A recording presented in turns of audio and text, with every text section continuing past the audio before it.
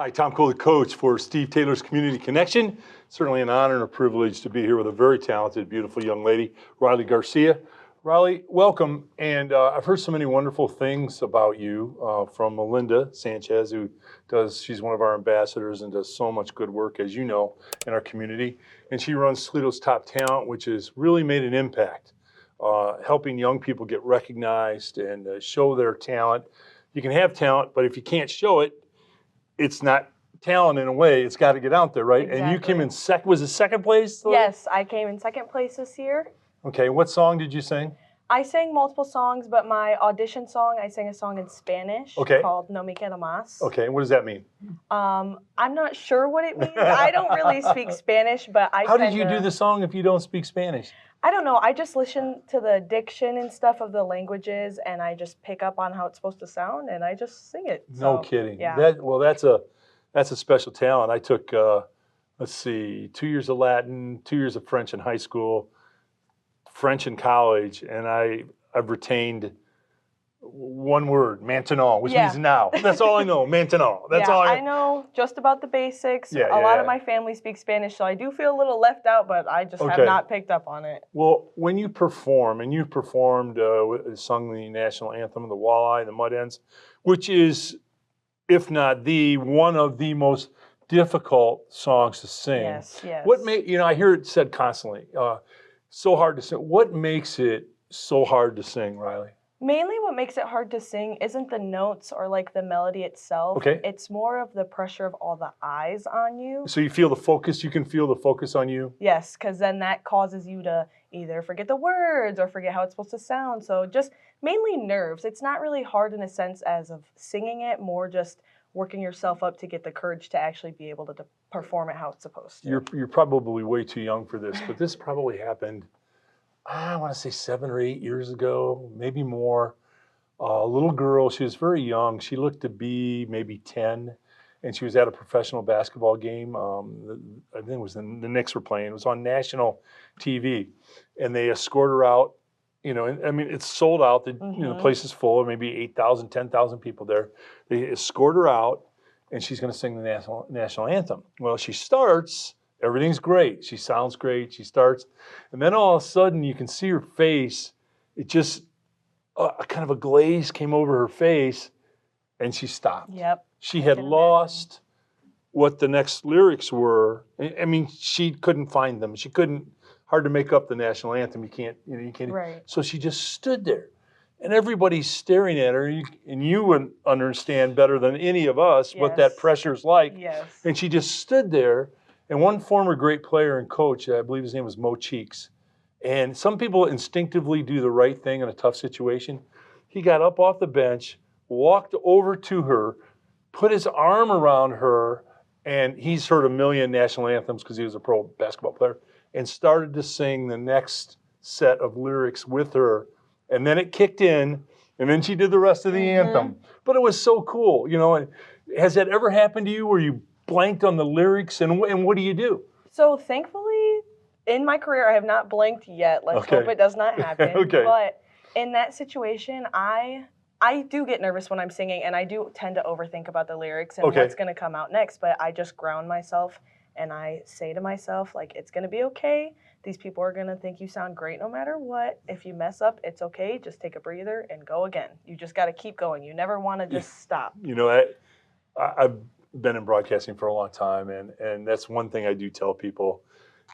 If you keep going, first of all, most people don't recognize the mistakes. Exactly. They recognize the mistakes when you stop and it's all on your face. Just staring at the camera, and they go, "Well, he doesn't know what's next." Sometimes if you just keep going, it doesn't draw attention to the mistake, and you just move along. You're such a talented young lady. Thank you. How did you get into performing? Where did this germinate from? Where did you get that want to do that? Well, I have been singing since I was around, I want to say 3 years old. And it started off with Bruno Mars in the car, of course. But I like Bruno Mars. Yes, he's cool. He's my favorite. Yeah, he's cool. So I started just singing in the back of my mom's car, singing all in the house, singing in the shower. Did she recognize, hey, Riley's got a great voice? Oh, yes, of course. Okay, she's obviously going to be biased, too, because it's my mom. So she's always like, oh, you sound great no matter what. Yeah.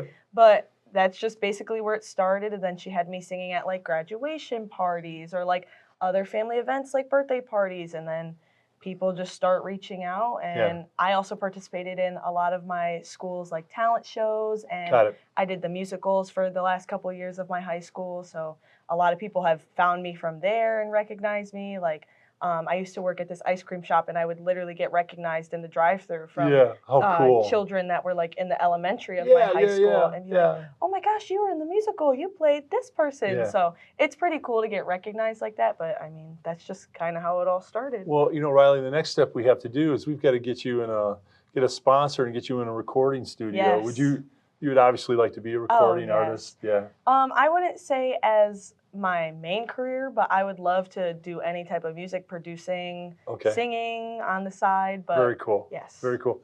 Well, if that's not going to be your main and it's going to be more of a kind of a hobby, which is an incredible hobby to have, right? You can sing your entire life. Yeah. And which is very cool. What would you want to be a main career? Right now, I'm at Owens Community College. Good school. I'm in the nursing program. Oh, congratulations! Thank you, thank you. That's a great school. I love Owens. They do a great job, and you know, there's a lot of individual, you know, one-on-one kind of. If you need help with something, yes, they're very helpful. I always appreciate that the students get the one-on-one kind of help that they need. You know, Riley, you're so very talented, so beautiful. Thank you. So much positive energy. I wanted to ask you, you went through a difficult period. You went through a cancer scenario. You know, the only reason I asked you beforehand if we could talk about it, because I would never bring it up if you were not comfortable. Yes. And you were so kind to say yes. But only reason I bring it up is there's so many people that does happen to them, and it's a universal experience. And a lot of times they think, well, I'm done, you know. And you're, you know, a living testament to you can get through it. Living proof. It's going to be better. You know, what would you say to a person who got that today? They heard that they've got cancer. What would you tell them?